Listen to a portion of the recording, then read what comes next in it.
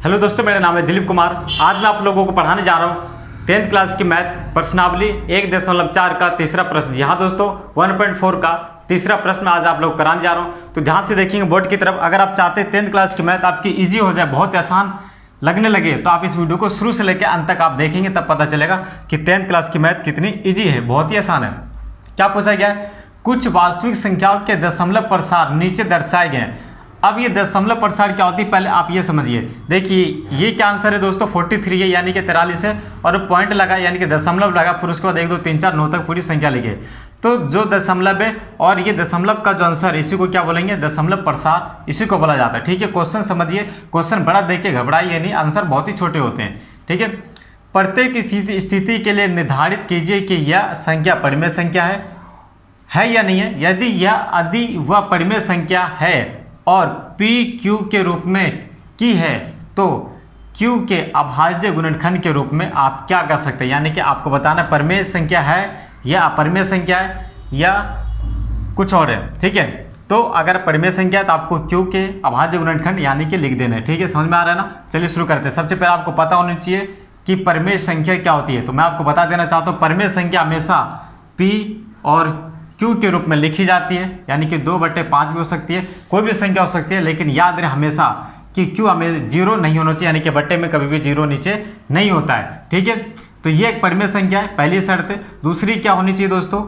कि डिवाइड हो जाना चाहिए टोटल पूरी तरीके से। जैसे कि अगर मैं बात करूँ तो 5 है और 2 है। ठीक है, अगर मैं इसको डिवाइड करता हूँ तो कितना आ जाएगा, 0 पॉइंट लेके 0 में बढ़ा सकता हूँ। ठीक है, क्योंकि 5 के टेबल में 2 आता नहीं है। 5 के टेबल 4 बार पढ़ूँ तो कितना हो जाएगा, 20 आ जाएगा। फिर 0 से 0 जाएगा, 0 बचेगा, 2 में से 2 जाएगा, कट जाएगा, कुछ भी नहीं बचेगा। ठीक है दोस्तों, मजा आ रहा है। तो इसका आंसर कितना आ गया, 0.4 आया, यानी कि 0.4 आया। तो एक बात बताइए, क्या मैं इसके आगे और डिवाइड कर सकता हूँ? तो आप कहेंगे डिवाइड नहीं हो सकता, भाग नहीं जा सकता। तो जो भाग नहीं जाता, जो जिसका डिवाइड एंड हो जाता है, खत्म हो जाता है, आगे नहीं जा सकता, उसी को क्या बोलेंगे, परिमेय संख्या।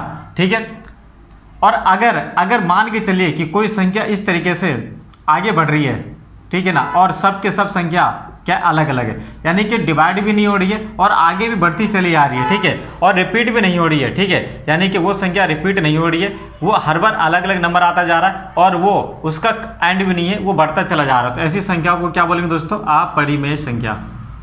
ठीक है, समझ में आ रहा है कि नहीं आ रहा है? ठीक है, आ रहा है कि नहीं आ रहा है दोस्तों, हाँ या ना बोलिए। ठीक है, अगर आ रहा है तो ठीक है, लाइक कर दीजिए, नहीं आ रहा है तो जल्दी से वीडियो के नीचे दिए कमेंट सेक्शन में जाइए और अपने जवाब में भेजिए। ठीक है, प्रॉब्लम भेजिए। तो ये संख्या क्या दोस्तों, परिमेय संख्या। मैं यहाँ पे क्या लिखूंगा,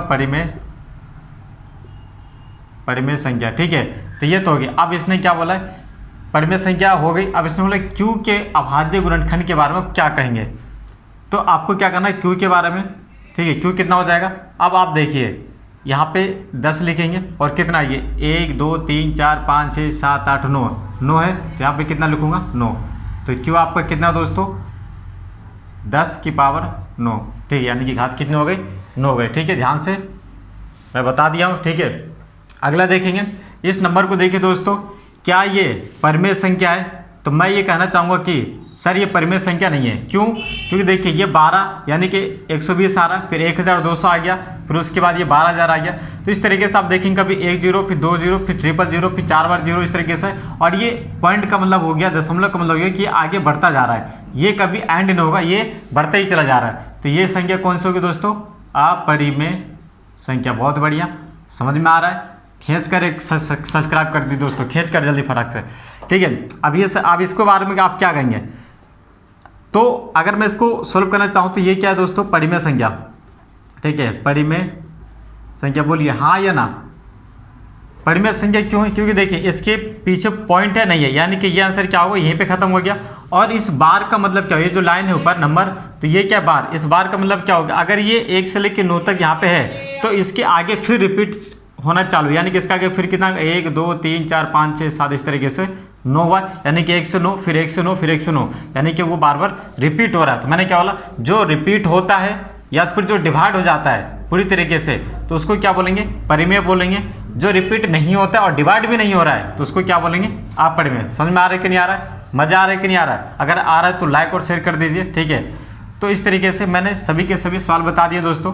ठीक है, अब इस तरीके से आराम से कर सकते हैं कि एक एक नंबर के आते, ज़्यादा इसमें आपको माइंड लगाने नहीं है, ठीक है, ज़्यादा आपको कुछ करना नहीं है, ठीक है, बस ये समझने वाली बात होती है। अगर आप समझ गए तो बहुत बढ़िया, नहीं समझे तो दोबारा समझ लीजिए, है ना।